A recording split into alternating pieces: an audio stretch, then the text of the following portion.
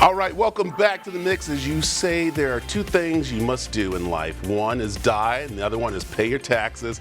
And who better to help us to talk about this and give us the insight on what we need to know is Gena Jones. How are you doing this morning? I'm doing awesome this morning, Brad. So glad to be here. I'm looking forward to talking with you because I love the energy that we had before we came on, and that's what I want from a tax person. Yeah. To give that energy and not just be, okay, so you need to pay this bill. Oh, no, who does that? Nobody. Nobody anymore. No. So, no. But this is the time to talk. Yes. It's a dirty, nasty word. I'm going to say it. Taxes. That's an awesome word. Is it? Yeah, it is. Especially when you avoid taxes. That's, you just got to put that other word in front of it. Yeah.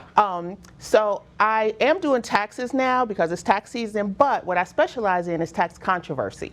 What that means is solving tax problems, saving people from the IRS, and all of those awesome things. There you go. Tax season, as we know, is well underway. Yep. So everybody wants to run to the tax office and get their taxes done. But subtle reminder, all tax problems start with a tax return that's been filed or not filed. Got it. Okay. So we want to be careful before we run to the tax office and get that tax return done.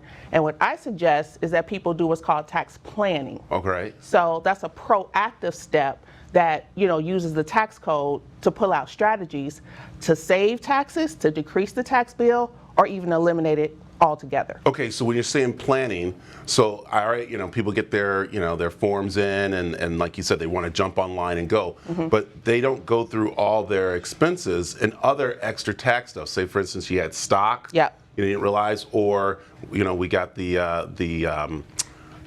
payout that we got, the benefit payout that came our way. So I know that's one thing we have to look at. So how do we plan? Is it grouping everything together, or what do we do?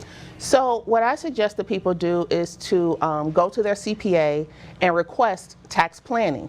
And so we would do this before we sit down and do the tax return, so that that bottom line number that everybody is like, oh my God, I owe that, it's a lot lower and a lot more manageable. Yeah. Because there are a lot of things in the tax code that can save a lot of people money, a lot of deductions. But like you said, you got to know what you spent. You got to, talk it through with people, because sometimes people just don't know what's deductible and what's not. I was going to say right there, and that is why you do want a CPA, because a lot more things have become deductible, especially in your field that you are. Everyone is in different fields. That's right. So, but everyone thinks, oh, we all do the tax same. So for instance, I'll just use me example. I'm in entertainment, so I can write off different things that someone who does construction does, That's and right. vice versa. And that's why we need to sit with someone like you. Yeah, that's right. And so also, there's individual tax returns and then there's business tax returns. So businesses have great opportunities in tax planning this year.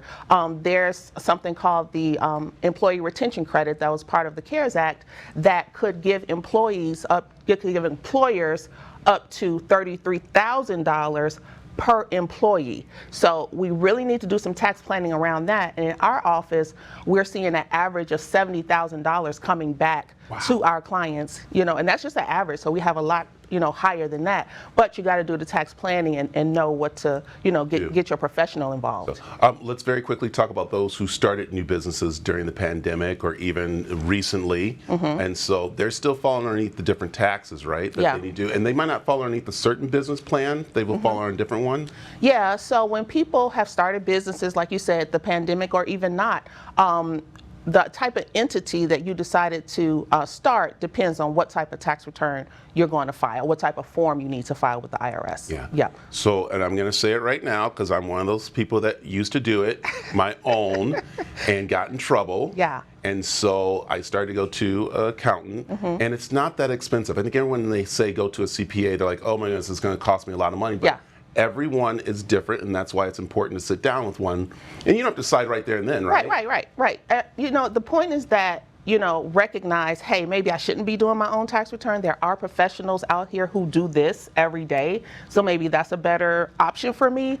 But if you compare the price or the fees of a professional compared to not having that IRS problem or saving the money that you can save, that you wouldn't be saving it because you don't know if you're doing it yourself. So I think that cost benefit analysis really says, hey, go to that CPA, go to that accountant, let the professionals do what professionals do. I like it. I could sit all day and talk about this guy. I do have some tax things we need to talk about, but I can't. So, but I will be able to get a hold of you, and so can other people. And how can they do that? Absolutely. So our website is PALM.TAX, and our phone number is 480-545-6232, and we have a whole team waiting for you to call us so that we can save you that money or eliminate your tax bill. Gena, thanks for joining us, Maureen. Thanks so much, Brad. So there you go. All right.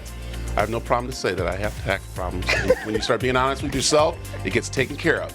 So, and I'm also, we'll talk because I might be winning the lotto tonight. All right, come on back. We got more of the mix right after this.